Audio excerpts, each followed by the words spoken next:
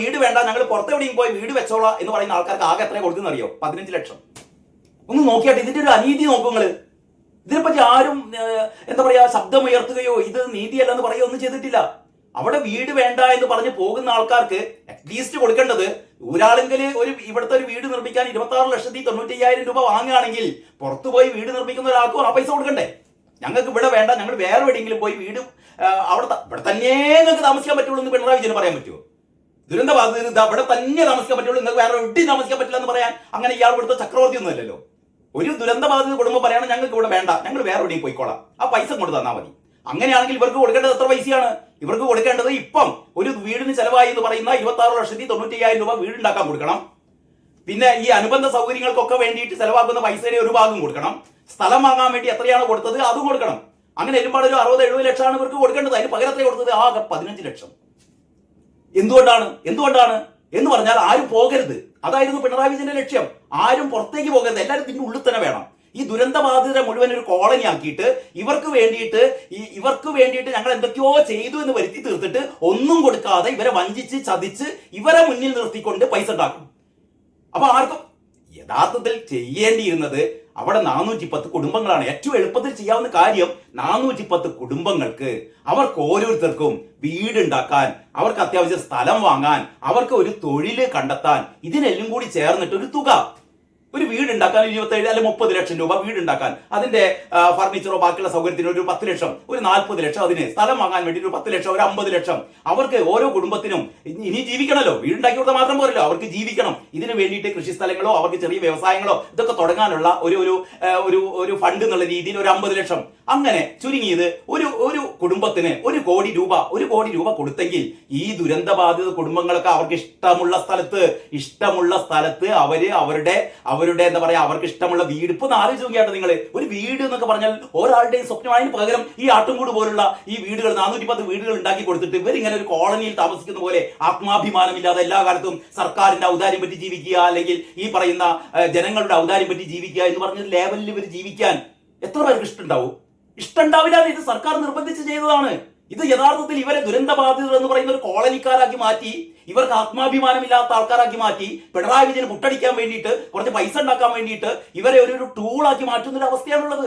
ഇത് യഥാർത്ഥത്തിൽ ഈ ദുരന്ത ബാധിതരോട് സർക്കാർ ചെയ്യുന്ന ഏറ്റവും വലിയ അനീതിയാണ്. സർക്കാർ ചെയ്യേണ്ടിയിരുന്നതാണ്. നമ്മളേതായാലും ഈ സർക്കാരിന്റെ കയ്യിൽ 800 കോടി രൂപ കൊടുത്തിട്ടുണ്ട്. സർക്കാർ ഒറ്റ കാര്യം ചെയ്താൽ മതിയായിരുന്നു. 410 കുടുംബങ്ങൾക്ക് ഓരോ കോടി രൂപ വീതം കൊടുക്കുക.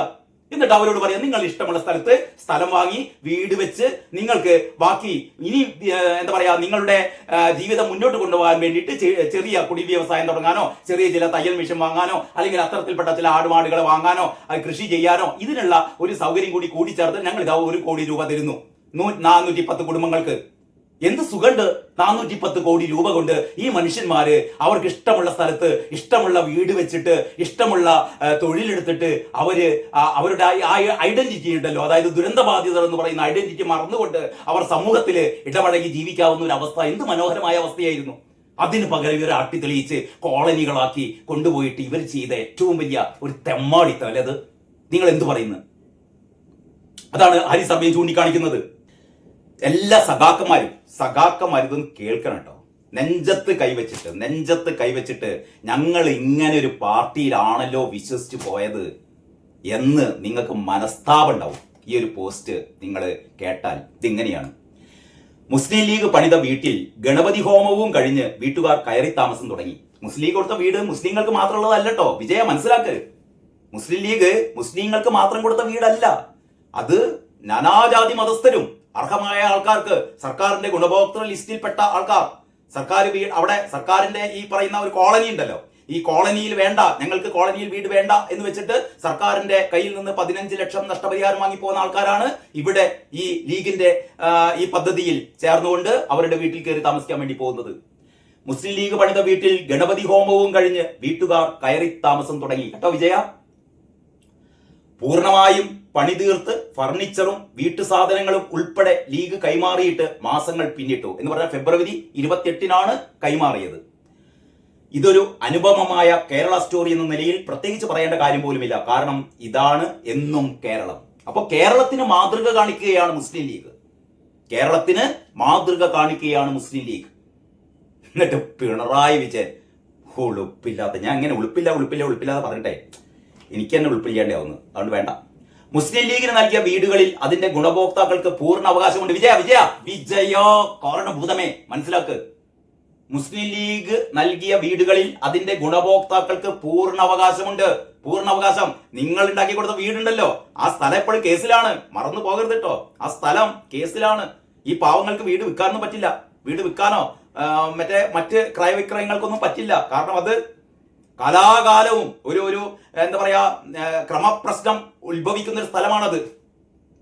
ഇനി അപ്പം മുസ്ലിം ലീഗ് നൽകിയ വീടുകളിൽ അതിന്റെ ഗുണഭോക്താക്കൾക്ക് പൂർണ്ണ അവകാശമുണ്ട്. അവർക്കത് വിൽക്കാം, വായ്പ എടുക്കാം, ആർക്കെങ്കിലും കൈമാറാം. സർക്കാരിന്റെ ഗുണഭോക്തൃ പട്ടികയിൽ ഉൾപ്പെടുകയും എന്നാൽ സർക്കാർ നൽകുന്ന വീട് വേണ്ടെന്ന് വെച്ച് മുസ്ലിം ലീഗിന് അപേക്ഷ നൽകുകയും ചെയ്തവരെയാണ് പരിഗണിച്ചത്. ആവശ്യത്തിലധികം പണം കയ്യിലുണ്ടായിട്ടും സർക്കാരും സംവിധാനവും ലോകത്തിലെ ഏറ്റവും വലിയ നിർമ്മാണ കമ്പനിയായ ഊരാളുങ്കലും, ലോകത്തിലെ ഏറ്റവും വലിയ നിർമ്മാണ കമ്പനിയായ ഊരാളുങ്കൽ, അങ്ങനെയൊക്കെയാണ് പറയുന്നത്. പക്ഷെ തട്ടിപ്പ് കമ്പനിയാണ് ഇത് എന്നാണ് നാട്ടുകാരൊക്കെ പറയുന്നത്. നാട്ടുകാർ പറയുന്നത് അങ്ങനെയാണ്. പക്ഷെ പിണറായി വിജയൻ പറയുന്നത് ലോകത്തിലെ ഏറ്റവും എന്താ പറയാ ഏറ്റവും മെച്ചപ്പെട്ട നിർമ്മാണ കമ്പനിയാണ്. അതുകൊണ്ടാണ് ഇവരുണ്ടാക്കുന്ന വീടുകൾക്കൊക്കെ എന്ത് വരുന്നത്, വിള്ളൽ വരുന്നത്. ഓക്കെ, അങ്ങനെ എന്നിട്ടും സർക്കാർ വീടിന്റെ പണി തീർന്നിട്ടില്ല. ഇഷ്ടം പോലെ പണികൾ ബാക്കിയുള്ളപ്പോഴും വിരലിലെണ്ണാവുന്ന ജോലിക്കാർ മാത്രമാണ് സർക്കാർ വീട് പണി നടത്തുന്ന സ്ഥലത്തുള്ളത്. സർക്കാരിനോട് ചോദിക്കാനുള്ളത് ഇതാണ്. ഇനി സർക്കാരിനോട് ചോദിക്കാനുള്ള കാര്യങ്ങൾ ഇത് ഒരുപക്ഷെ എനിക്ക് തോന്നുന്നു ഇത്തരത്തിലുള്ള വളരെ വിശദമായ ഒരു ഇതിനെ അപഗ്രഥിച്ചുകൊണ്ടുള്ള സർക്കാർ ചെയ്ത നെറികേടുകൾ, പിണറായി വിജയൻ സർക്കാർ ചെയ്ത ദുരന്തബാധിതരോട് ചെയ്ത അനീതി, ചതി, അതിനെ തുറന്നു കാട്ടുന്ന ഒരു പോസ്റ്റാണിത്. അപ്പോൾ സർക്കാരിനോടുള്ള ചോദ്യങ്ങളാണ്. സർക്കാരിനോട് ചോദിക്കാനുള്ളത് ഇതൊക്കെയാണ്. ഒന്നാമത്തെ ചോദ്യം, പിണറായി വിജയ അന്തംഗമ്മികളെ കേൾക്ക്. ഒന്നാമത്തത്, എന്തിനാണ് പണി തീരാത്ത വീടുകൾ കൈമാറുന്ന ചടങ്ങ് മാർച്ച് 1-ാം തീയതി നടത്തിയത്? ഒന്നാമത്തെ ചോദ്യം, എന്തിന് നിങ്ങൾ പണി തീരാത്ത വീടുകൾ, അങ്ങനെയാണ് ഇപ്പം നിങ്ങൾ പറയുന്നത്, വീടുകളുടെ പണിയൊന്നും തീർന്നിട്ടില്ല, അതിന്റെ മേലെ മറ്റത് പൊട്ടി ഒഴിക്കാണ്ട്, അതിന്റെ മേലെ ബോണ്ടിങ് ടെസ്റ്റ് നടത്താറുണ്ട്, 58 ടെസ്റ്റ് നടത്താറുണ്ട് എന്നൊക്കെയാണ് നിങ്ങൾ പറഞ്ഞത്. പിന്നെന്തിനായിരുന്നു നിങ്ങൾ ഇത് ഈ 1-ാം തീയതി, മാർച്ച് 1-ാം തീയതി എന്തിനായിരുന്നു ഈ വീട് കൈമാറിയത്? എന്തിനായിരുന്നു? ഉത്തരം എനിക്കറിയാം. കാരണം ആൾക്കാരെ പറ്റിക്കാൻ ഞങ്ങളിതാ 178 ആൾക്കാർക്ക് വീട് കൊടുത്തിരിക്കുന്നു, അതുകൊണ്ട് വോട്ട് ചെയ്യണം, അതുകൊണ്ട് ഞങ്ങളെ 3-ാം തവണയും വരുത്തിക്കണം. ഞങ്ങളിതാ 178 ആൾക്കാർക്ക് വീട് കൊടുത്തില്ല. നിങ്ങൾ വീട് കൊടുക്കാതെ പറ്റിച്ചു അല്ലേ? രണ്ടാമത്തെ ചോദ്യം, എന്തുകൊണ്ടാണ് സർക്കാർ ഗുണഭോക്താക്കളോട് അവർക്ക് നൽകുന്ന വീടുകളിൽ ഉടമകൾക്ക് പൂർണ്ണമായ അവകാശം ഉണ്ടാകില്ല എന്ന് വ്യക്തമായി പറയാതിരുന്നത്? എന്ന് പറഞ്ഞാൽ സർക്കാർ നൽകുന്ന ഈ വീടുകളിൽ അവർക്ക് പൂർണ്ണമായ അവകാശം ഉണ്ടാവില്ല. അതാണ് സർക്കാർ പറയാതെ ഒളിച്ചു കളിച്ചത്. ഇനി സർക്കാർ നൽകുന്ന വീടുകൾ ഉടമസ്ഥരുമായി സുപ്രീം കോടതിയിൽ കേസ് നടക്കുന്ന ഭൂമിയാണ്. അറിയോ? ഈ ഭൂമി ഇപ്പോഴും സുപ്രീം കോടതിയിൽ കേസിലാണ്. സർക്കാർ നൽകുന്ന വീടുകൾ ഉടമസ്ഥരുമായി സുപ്രീം കോടതിയിൽ കേസ് നടക്കുന്ന ഭൂമിയാണ്. സർക്കാർ ഭൂമിക്ക് നൽകിയ വിലയായ 43.33 കോടി പോരാ, 540 കോടി രൂപ വേണമെന്ന തർക്കമാണ് കോടതിയിലുള്ളത്. അഥവാ ഉടമകൾക്ക് അനുകൂലമായി വിധി വന്നാൽ ആരാണ് ഇത്രയും വലിയ തുക ഭൂവുടമകൾക്ക് നൽകുക? പിണറായി വിജയൻ ഈ 4-ാം തീയതി പിണറായി വിജയൻ പോകും. 4-ാം തീയതി കഴിഞ്ഞാൽ പിന്നെ പിണറായി വിജയന്റെ അഡ്രസ് കേരളത്തിൽ ഉണ്ടാവില്ല. മൂപ്പര് കേരളത്തിലേ ഉണ്ടാവില്ല. മൂപ്പര് ദുബായിലോ അമേരിക്കയിലോ എവിടേക്കെങ്കിലും പോകും. അപ്പം ഗോവിന്ദനും ഉണ്ടാവില്ല, ഒരു ഗോവിന്ദനും ഉണ്ടാവില്ല. അവസാനം ഈ വീട് കിട്ടിയ ഇത്രയും കുടുംബങ്ങൾ അവസാനം സുപ്രീം കോടതിയിലെ കേസ് യഥാർത്ഥ ഭൂവുടമകൾ വിജയിച്ചാൽ കോടികൾ ഭൂവുടമകൾക്ക് കൊടുക്കേണ്ടി വരും. ഈ പറയുന്ന വീടിന്റെ ഉടമസ്ഥന്മാരേക്ക് അവസാനം കൊടുക്കേണ്ടി വരിക. പിണറായി വിജയൻ തടിതപ്പും എന്ന് പറഞ്ഞാൽ ഈ ദുരന്തബാധിതരെ വീണ്ടും ഒരു വൻ ദുരന്തത്തിലേക്കാണ് പിണറായി വിജയൻ സർക്കാർ നയിക്കുന്നത് എന്നാണ് ഹാരിസ് അറബി ചൂണ്ടിക്കാണിക്കുന്നത്. 4-ാമത്തെ പോയിന്റ്, ഈ പണി ചെയ്യാൻ പ്രാപ്തരായ കരാറുകാരെ ഏൽപ്പിച്ചിരുന്നു എങ്കിൽ എന്നേ പണി തീർന്നേനെ അല്ലേ? 2 കൊല്ലം കാത്തിരിക്കണോ ഈ ഒരു 410 വീട് നിർമ്മിക്കാൻ? മുസ്ലിം ലീഗ് ഒരു 5-6 മാസം കൊണ്ടാണ് ഈ 51 വീടുകൾ നിർമ്മിച്ചത്. യഥാർത്ഥത്തിൽ മുസ്ലിം ലീഗ് ആദ്യം തന്നെ സ്ഥലം വാങ്ങിയപ്പം ആ സ്ഥലം വലിയ വിലക്കാണ് വാങ്ങിയത്. ഈ തൊട്ടതിനും പിടിച്ചതിനും മുഴുവനും ദേശാഭിമാനിയില് നെഗറ്റീവ് വാർത്തകളായിരുന്നു. മുസ്ലിം ലീഗ് സ്ഥലം വാങ്ങിയപ്പം ആ സ്ഥലത്തിന്റെ പേരിൽ വെട്ടിപ്പ്, വലിയ വില കൊടുത്തിട്ടാണ് സ്ഥലം വാങ്ങിയത്. അവസാനം ഈ സ്ഥലം അവിടെ വീടുണ്ടാക്കാൻ പറ്റിയ സ്ഥലമല്ല. അവിടെ പഞ്ചായത്ത് അധികൃതർക്ക് കത്തയച്ച് പഞ്ചായത്ത് അധികൃതരെ കൊണ്ട് വീട് ഉണ്ടാക്കാതിരിക്കാനുള്ള എല്ലാ കുത്തിത്തിരിപ്പുകളും പിണറായി വിജയൻ ഗവൺമെന്റ് ചെയ്തു, ദേശാഭിമാനി ചെയ്തു, സഖാക്കൾ ചെയ്തു. അവസാനം ആ വെല്ലുവിളികളൊക്കെ അതിജീവിച്ചുകൊണ്ടാണ് മുസ്ലിം ലീഗ് അവിടെ വീടുണ്ടാക്കി കൊടുത്തത്. അപ്പം ഈ പണി ചെയ്യാൻ പ്രാപ്തരായ കരാറുകാരെ ഏൽപ്പിച്ചിരുന്നുവെങ്കിൽ എന്നേ പണി തീർന്നേനെ. 15 ലക്ഷം രൂപ പോലും മതിപ്പ് വിലയില്ലാത്ത വീടുകളാണ് 30 ലക്ഷത്തോളം രൂപ ചെലവിട്ടുകൊണ്ടാണ് പണിയുന്നത്. അതായത് ഹാരി സർവി പറയുന്നത് 15 ലക്ഷം രൂപ പോലും മതിപ്പ് വില ഇല്ലാത്ത വീടുകളാണ്. ഞാൻ പറയുന്നത് ഒരു 10-12 ലക്ഷത്തിനൊക്കെ അതുള്ളൂ എന്നാണ് എൻ്റെ ഒരു കണക്കുകൂട്ടൽ കേട്ടോ. ഞാൻ പല എഞ്ചിനീയർമാരുമായിട്ട് സംസാരിച്ചു. ആ വീട് യഥാർത്ഥത്തിൽ ഒരു 10-12 ലക്ഷം രൂപക്ക് പണി തീരാവുന്ന വീടാണ്, വെട്ടിപ്പും തട്ടിപ്പൊന്നും നടത്തിയില്ലെങ്കിൽ. അതാണ് ഇരട്ടിയിൽ കൂടുതൽ, അല്ലെ രണ്ടരട്ടിയാണ് അതിന്റെ ചെലവ് സർക്കാർ വർദ്ധിപ്പിച്ചെന്ന് പറഞ്ഞാൽ ഓരോ വീട്ടിൽ നിന്നും ഒരു 20 ലക്ഷം അടിച്ചു മാറ്റുക. ആലോചിച്ച് നോക്കുക. യഥാർത്ഥത്തിൽ അടുത്ത UDF സർക്കാർ വന്നാൽ, ഇത് ഞാൻ നേരത്തെ ഒരു വീഡിയോയിൽ പറഞ്ഞതാണ്, UDF സർക്കാർ വന്നാൽ ആദ്യം ചെയ്യേണ്ടത് മുണ്ടക്കൈ ചൂരൽമലയിൽ സഖാക്കന്മാർ നടത്തിയ കൊള്ള വെട്ടിപ്പ് അതിനെക്കുറിച്ച് അന്വേഷണം നടത്തണം. ഊരാളുകളുമായി ചേർന്നുകൊണ്ട് ഇവരെന്തൊക്കെ വെട്ടിപ്പുകളാണ് നടത്തിയത്, എത്ര പൈസയാണ് ഇതിനു വേണ്ടിയിട്ട് ദൂർത്തടിച്ചത്, എത്ര പൈസയാണ് ഇതിൽ നിന്ന് വെട്ടിപ്പ് നടത്തിയത്, ഈ ദുരന്ത ബാധിതരുടെ പേര് പറഞ്ഞിട്ട് എത്ര പൈസയാണ് സഖാക്കൾ വെട്ടിച്ചത് എന്നുള്ളത് വളരെ കൃത്യമായി അന്വേഷണം നടത്തണം. കുറ്റക്കാരെ നിയമത്തിന് മുന്നിൽ കൊണ്ടുവരണം, അവരെ അഴിയെണ്ണിക്കണം. ഇതാണ് ചെയ്യേണ്ടത് ആദ്യം. അത് അമ്പലം കട്ട കേസിനേക്കാളും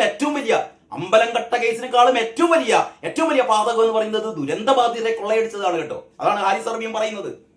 5ാമത്തെ പോയിന്റ്, ആദ്യഘട്ടത്തിൽ 402 കുടുംബങ്ങളെയാണ് സർക്കാർ ഗുണഭോക്താക്കളായി നിശ്ചയിച്ചത്. പിന്നീട് 459 അത് വർദ്ധിപ്പിച്ചു. ഇതിൽ നിന്ന് 104 കുടുംബങ്ങൾ ഓപ്റ്റ് ഔട്ട് ചെയ്തു. അതായത് സർക്കാർ ആദ്യഘട്ടത്തിൽ 402 കുടുംബങ്ങളെയാണ് ഗുണഭോക്താക്കളായി നിശ്ചയിച്ചത്. ഇപ്പൊ പണിയുന്നത് 410 വീടുകളാണ്. ശ്രദ്ധിക്കണം, 410 വീടുകളാണ് അവിടെ പണിഞ്ഞുകൊണ്ടിരിക്കുന്നത്. ശരിക്ക് എത്ര ആവശ്യം? 402 കുടുംബങ്ങളെയാണ് സർക്കാർ ഗുണഭോക്താക്കളായി നിശ്ചയിച്ചത്.